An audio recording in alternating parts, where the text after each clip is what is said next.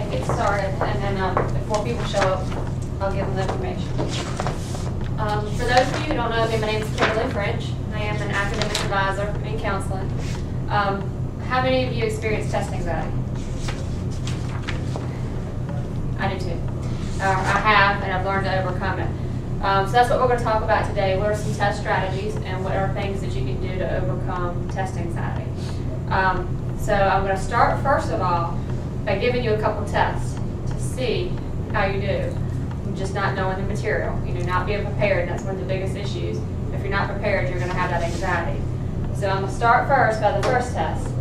The first one's the easier one. The second one's a little bit harder.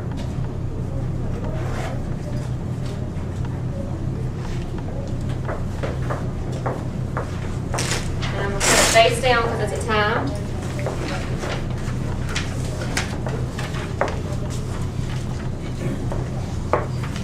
Alright, and you got 7 minutes to complete. Go ahead.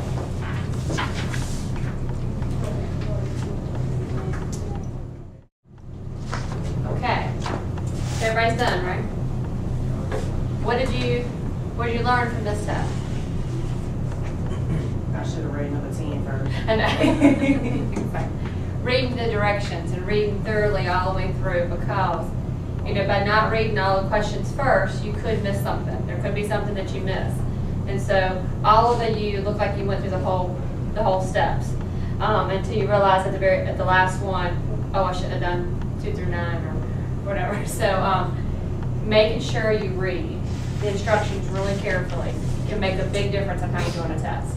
So that's lesson 1. All right, next test. This is a little harder.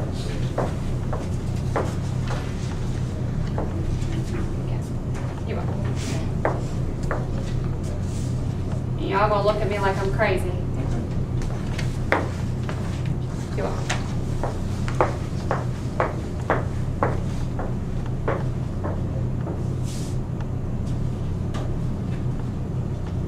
Try answering the best that you can. Alrighty, y'all done?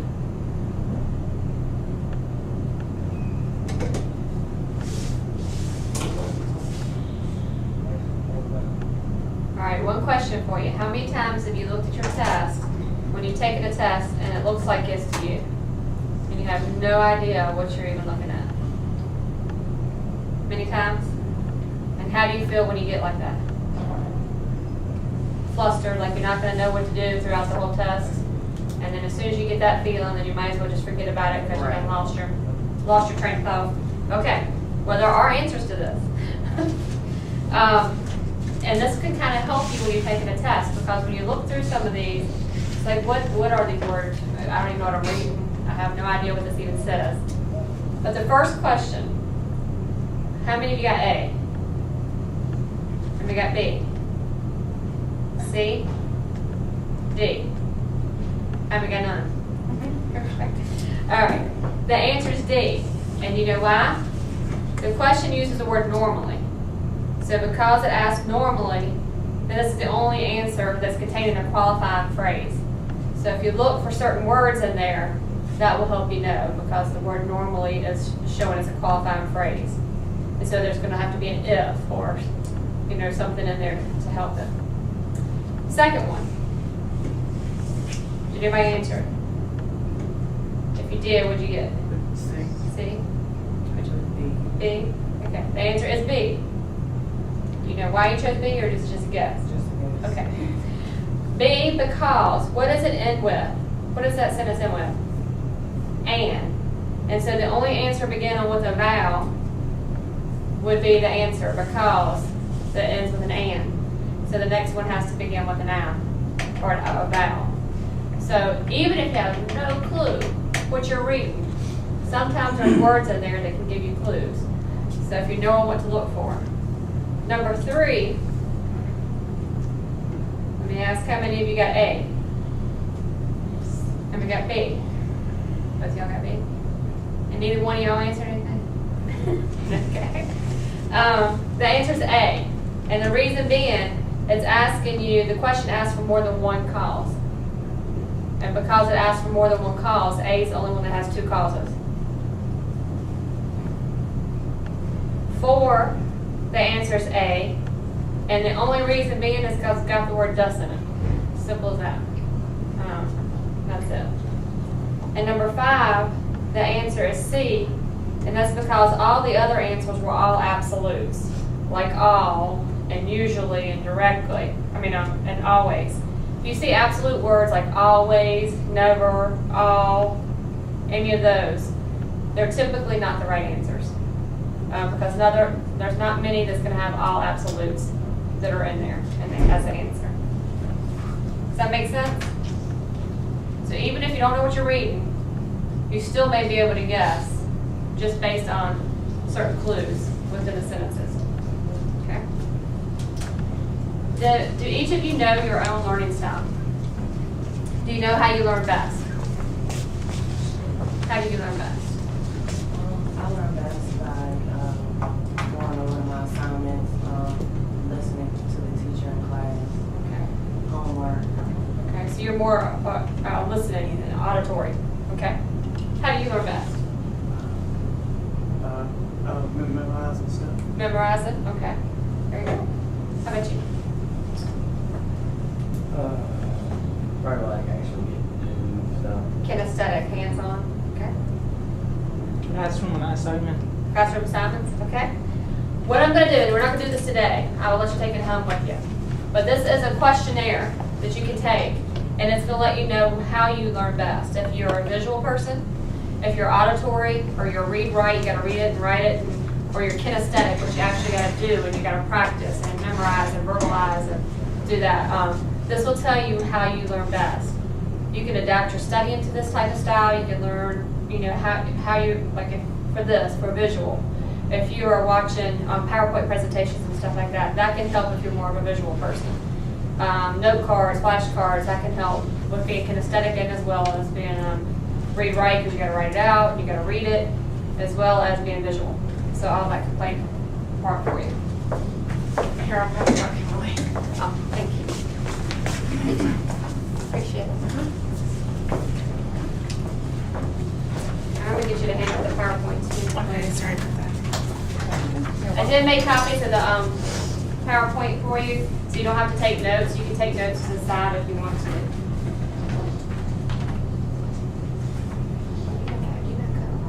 And turn it around, sure.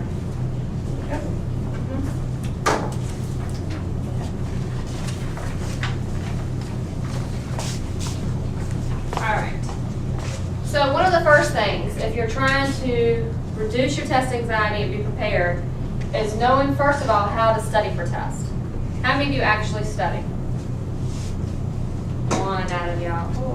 Okay. Studying will help.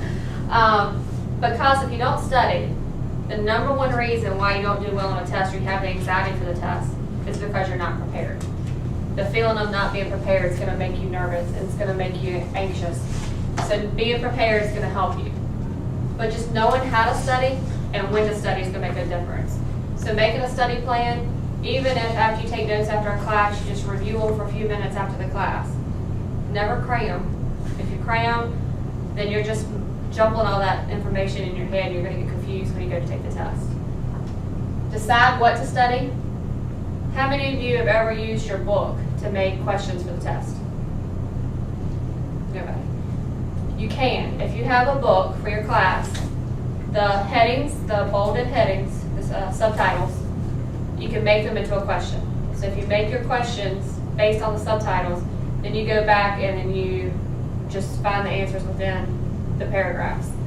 That will be a good study guide for you. If your teachers don't provide study guides, you can do your own. And that'll help you know what to study. Using a study system, some people study better by themselves. Some people study better in groups.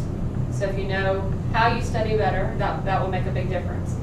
I know I studied better when I had a study group for biology, because some of the things that the other people were bringing into the study group, I would have never even thought of. So just knowing what could maybe help you learn a little bit better as well. Test taking routine. If you make sure you follow the routine, you'll do well. Arrive on time. Why is that important?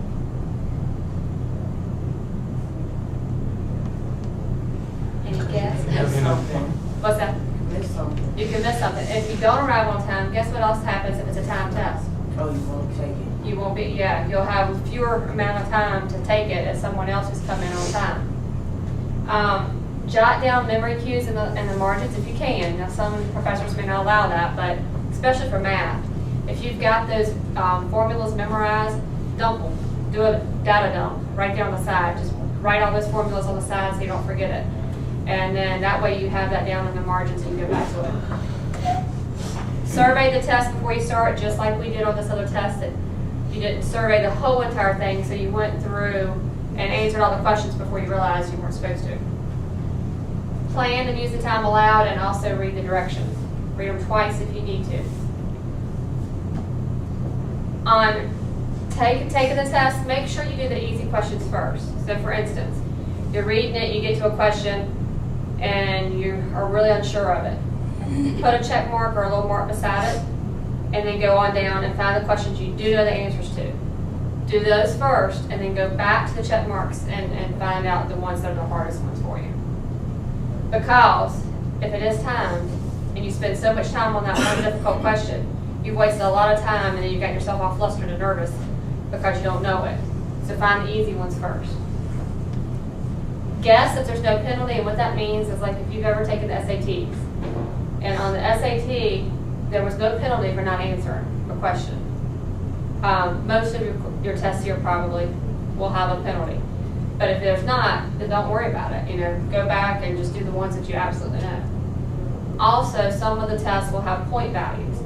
So if you know that a question's worth 15 points and some are just worth 5 or 3 points, go to the ones that have the higher value first, and then go to the fewer ones. Always take time to check your work, but don't second guess yourself. And what do I mean by that? Change your answer. How many times have you done that? That first answer you had was the right one. Many times for myself, I know. And that's because you're second guessing yourself. Usually that first one that you put down is the correct one. All right, true-false tests were the ones that always got me the most because I would read so much into the question and be like, well, it could be, it could not, could not be. But I had to learn that if you have these words, those absolute words, that was just like in this other example for you, always and never, those type of things, if those words are in there, it's going to be false because nothing's always and nothing's never. So look for those certain words, and if they're in there, you know it's a false statement. And also a statement is false if any of it's false.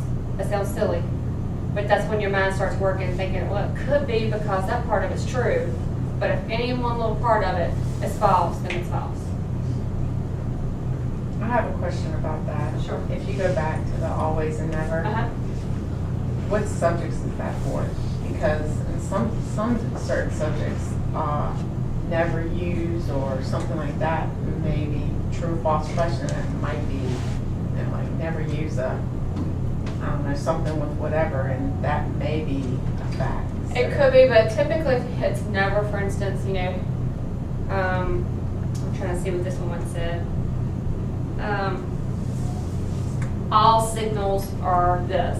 Well, not all of them could be that, There's certain signals that may not be a certain way. Typically that word never is going to be a never. Because never raise your hand. Well, somebody Right. raised their hand, Right. So I don't know. I'd have to see it to be able to know, but I don't know that I've ever seen a statement in there that's not been. Always and never, okay. And multiple choice. This is answer them. If you have A, B, C, D, go through, scratch out the ones that you absolutely know are not right. And then you may have a 50-50 chance between the two that you may have left.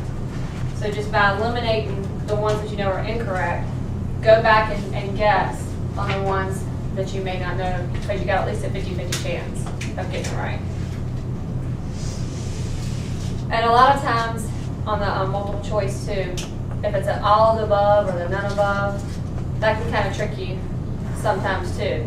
But it seems to be, in my experiences, a lot of the all of the aboves usually are the ones that you answer because there's a lot of that material that they're trying to get you to understand and know. Fill in the blanks. How many like fill in the blanks? I do not either. Those can be very tricky and they're difficult because you don't know what you're looking for sometimes. But you need to decide what they're asking for, first of all. If it's going to be like the name, the date, the place. I had given students one time, I had to fill in the blank of their student ID number. Well, I took it away because, good gosh, that was the answer wrong half the time because nobody knew their student ID number. So, but just knowing what the actual instructor is looking for. Filling it with the grammatically correct. Now, some professors may not get after you for not having it grammatically correct, but I guarantee you if you're in an English class, psychology class, some of those type classes, they're gonna be looking to make sure it's grammatically correct. I will tell you in my online STD 100 class, and Leah can back me up on this, you would not believe how many people are talking in text talk. And I'm like, oh goodness, if I allow it to continue talking like that and just what we're doing in college success skills, then imagine what it's going to be like if they're doing it in an English paper or they're trying to do it in something else. It's going to count off a whole lot worse than what we're trying to get them to learn in college success. So just knowing that you can't do you, just a you. It's got to be spelled out Y-O-U, and not just text talk. Look for keywords that may provide clues to the right answer. Just like what you were looking in here, there are certain clues.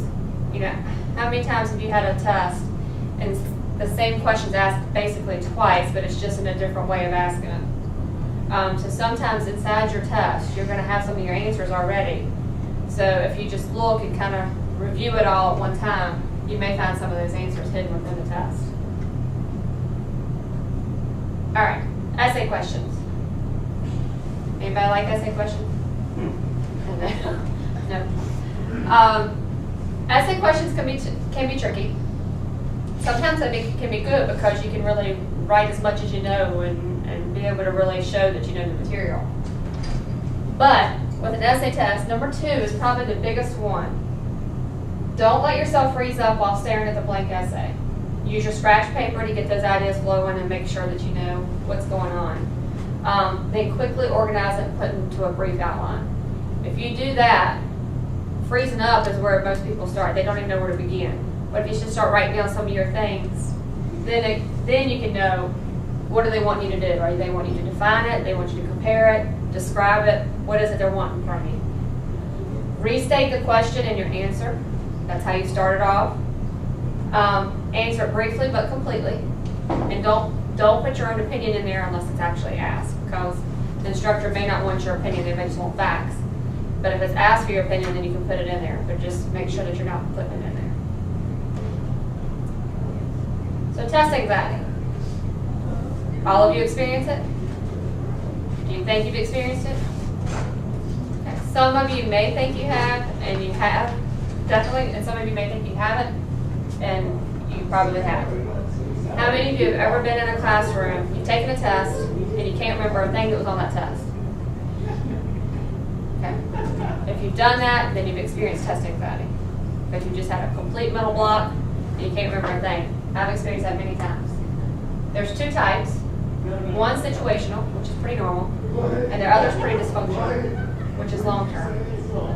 Situational actually appears when you're not prepared for a test. So if you don't have those study skills, you don't have the study habits in place, that's going to mean that you're not going to be prepared for that test. And it disappears when you've actually taken the time to actually study, even if you don't study big blocks at a time. Long-term, the mere thought of even having a test, if you even knew that you had to come in here and take one of these little tests right here, the mere thought of it would get your stomach upset, you would just be a nervous wreck, your palms be sweaty, and just knowing that you have that test. It impairs your performance even though you're even prepared, because you're so nervous about it. Your mind is going and you've got this block that you can't even think because you're so consumed with worrying about that test. Any of you have dysfunctional? Okay. All right. We're going to work on that. All right. So what causes it? What causes it? You have this fight or flight symptom going on.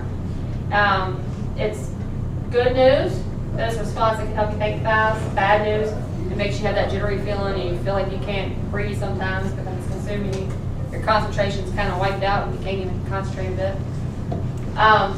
There are 2 ways to automatically reduce that test anxiety.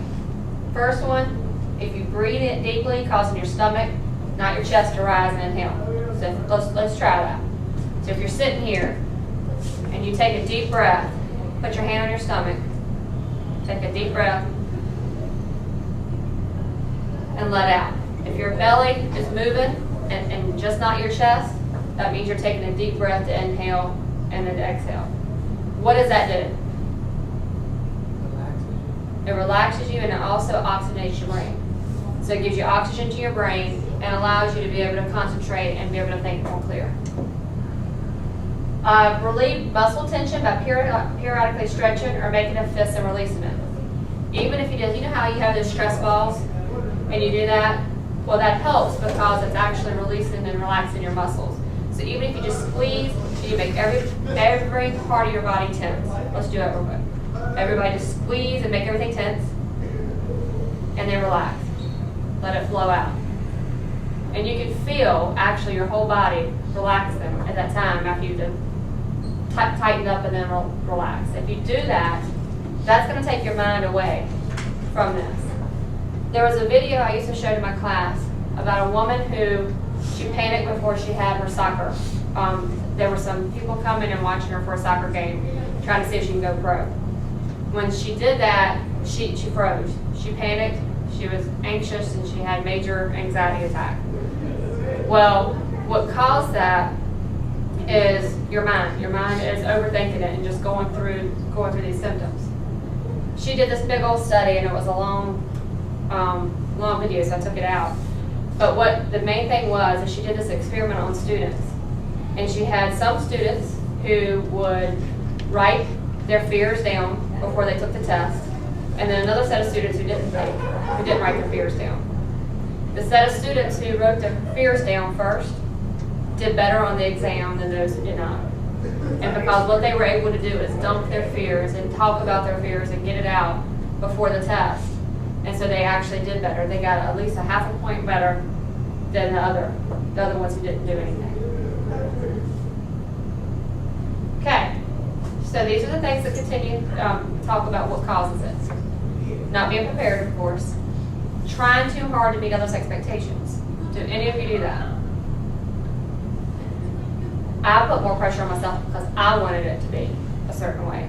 I had to have an A. If I didn't have an A, then I felt like I wasn't doing good enough. I know somebody else like that.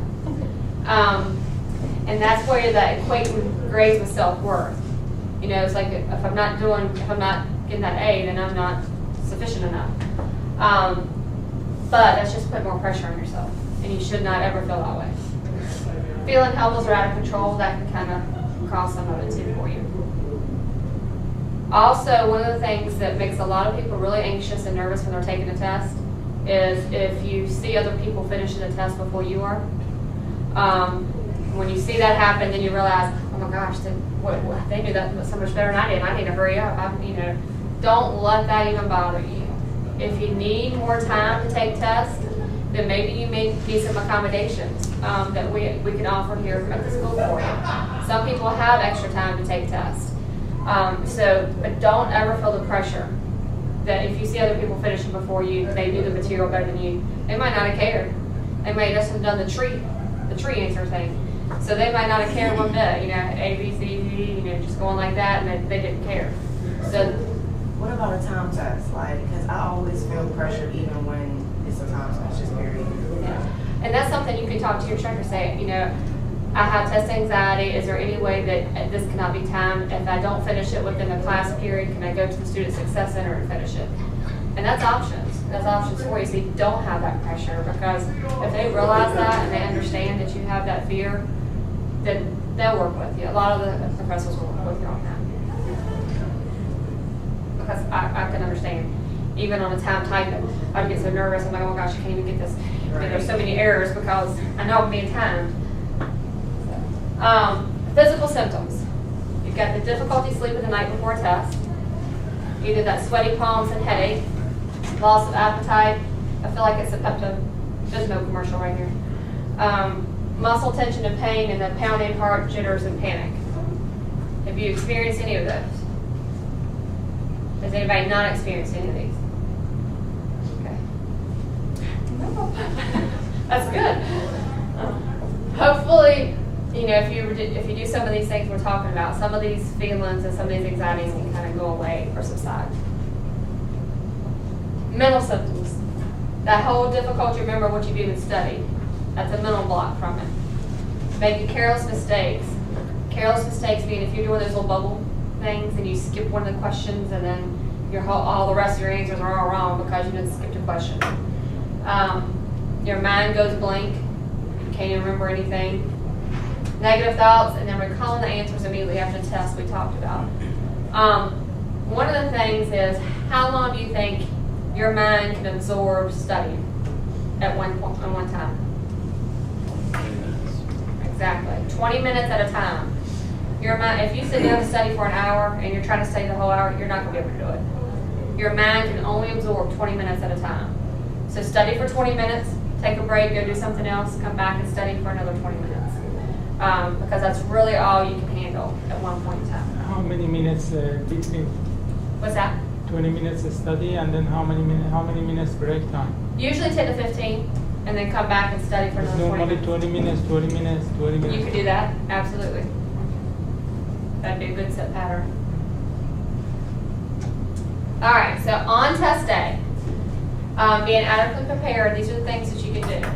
Make sure you build your schedule with enough time to study and to be able to attend your classes, making sure that you're there, that you're always there. If you're not there, you're missing probably some key components to what the instructor might be saying. Unless it's something that gets videotaped that you can go back and watch, you're going to miss something that you're not there to be able to take notes on, to be able to get. Talk with your instructors if you're having any trouble, like with what you were talking about, if you needed more time, talk with them. We're here to help you. We're here to make sure that you're going to be successful while you're here at CPCC. So we want to make sure you have a good experience. So just talk with your instructors. You know, instructors oftentimes, they feel like, well, the students never reach out to me. So we want that connection with the faculty and the students. Avoid that cramming, because when you do that cramming, like I said, you're jumbling all that information up at one time, and then you're going to get it confused when you go to take that test. And make up your own test questions, again, by using the book, making up your own study guide. What about the chapters as far as the review questions? Even if the teacher don't assign it, you then just...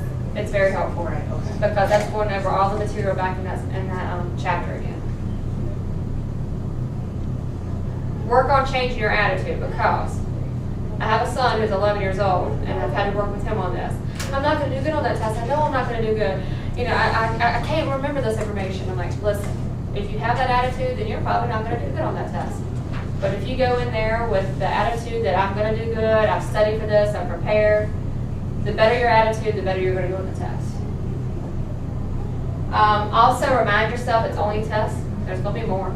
So if you know, if you have 10 tests, it's just one test. You've got 9 more that you can do well on if you don't do well on this one. And then reward yourself. Make sure you reward yourself after the test. It's always good to take a break after. What was like a test where you decide you can stay in the class or not? If it does that, then just making sure that you're the most prepared for that. Because lots of times there are some that determine whether or not you're going to be able to move to the next level, especially some of the developmental English classes or math classes. You've got to be able to make sure that you do well enough to move on to the next level. Remember the basics. Making sure that you get a good night's rest before is always good. How many hours are you supposed to get a night? At least 8. How many of you actually get 8 hours of sleep a night? Sometimes. I know. Most of us actually probably don't get 8 hours of sleep a night. It's very difficult at times. But that really does. That does help you be able to study better. Also, making sure that you're able to relax, good nutrition and exercise. One of the things that you should not do the day of a test is drink a lot of caffeine. Why is that? Make you high. What's that? Make you high. Make you high? What happens is when you drink a lot of caffeine or you eat a lot of caffeine with chocolate or whatever, when you're in there, your actual sugar level can crash. And then you're just like your energy level is out of it, and it makes a difference. So you can be so pumped up on caffeine, monster drinks, or whatever you're drinking, and then all of a sudden you're just going to crash. It's like, oh gosh, I can't even think because I'm so tired right now. So that can make a difference. All right, so on test day, make sure you eat the nutritious breakfast without the caffeine. Nutritional breakfast does not mean a whole bag of chips or something like that. It's going to be something really good, granola bars, apples, yogurt, oatmeal, something like that. Do a light review, but do not cram. Practice your relaxation exercises and positive talk now. That's a crazy one sometimes. They say to go in front of a mirror and say, I'm going to do real good, blah, blah, blah. Well, most people aren't going to do that. But just having a positive attitude will make a big difference. Arrive on time or a little early. Why do you think it says choose a seat away from doors and windows? Distraction. Absolutely. It's easy to get distracted when people are walking by, or if you see distractions in the hallways. So make sure you don't. What do I mean by hyper students? Avoid sitting near them so they don't upset your stability. What does that mean? People that move around a lot. People move around a lot. You know those people who sit in a chair and go like this the whole time? They got that nervous little knee that goes all the time? Or there's a person that's got the pen clicking and back and forth? No, you're fine. You're fine. My bad. And then you're right. But those are things that can distract you when you're taking a test. So if you hear that, some students have said it's interesting how all these people, you hear them sniffling, when you're taking a test. And the reason being your head's forward. So they tell you to always take a pack of tissues with you, because when you're taking a test and your head's always forward and down, your nose could easily run. So those sniffles, though, can distract you as well. Also, during the test, make sure you put your name on the test. Again, with my son, that's one of the things he's been marked down on because he forgets to put his name on the test. I'm like, the easiest thing that you can do, put your name on the test. Read the instructions twice. Always skim through and see if you can find the easiest questions. Make sure to find the easy questions first, and then go back and put marks beside the ones that you skip, because if you don't, you could easily make a mistake and forget those. So make sure you go back and go to those harder ones afterward. Don't change your answers unless you are positively sure, because that's where that second guessing comes into mind. Usually that first one, go with that gut feeling. Answer completely and go with the highest value. Yeah, I think I talked about writing the formulas down if you have any for math. Don't rush. Keep your pace. Make sure that you're able to go through and finish the test thoroughly. After the test, make sure you reward yourself. I'm always big on that. Go out with some friends, have a good time, enjoy. Don't stress about what just took place, and then go back and then you can study again for the next time.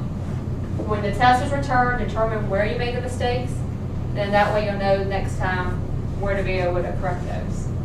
And give yourself some time between. I've had students come in the office and they've talked about how they took a test, they went right next to the next one, started studying for the next one, and you've got to give yourself a break, or you're just going to drive yourself nuts. And you've got to be able to relax enough in between so that you can actually be able to comprehend what you're studying when you go to study. So what's positive? Positive about it is just because you care. You care that you're, how you do on a test. You want to do well. You want to be able to succeed, be able to graduate, go on to a job, or either transfer. That's positive about it.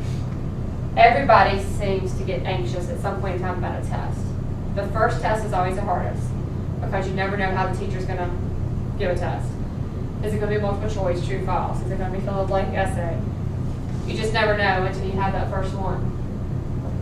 And only you have the power to change the way that you take the test. Being, you've got the power to know when to study, having the time to study. You've got the power to be able to change your attitude, whether it's going to be a good one or a bad one towards the test. So it's in your hands of how well you do. And you also have this power to change those negative thoughts and make them positive. So there are some resources available for you. Of course, you've got us in the counseling center. Anytime you want to come in, you want to talk about some of your anxieties, or if you need help with making sure that you get extra time on a test, come see us. The Student Success Center, you've got those over the top floor of the library. If you need to get tutoring, if you need help with maybe getting some study groups together to be able to help study together, the Student Success Center's there. The instructors, never forget about the instructors. They're there to help you. Sometimes they'll even develop study guides if you maybe they haven't thought about that, and the student goes to them and says, well, what about a study guide? Is there any way that you can help me know exactly what I need to be studying for? Just go to them, ask them, maybe that's something they hadn't thought about yet. And then your own peers, people in your own classes, they may have had to overcome test anxiety at some point in time. And so just talking to others about it can help you as well. All right, any questions? Or anything you can think of that I haven't covered for you?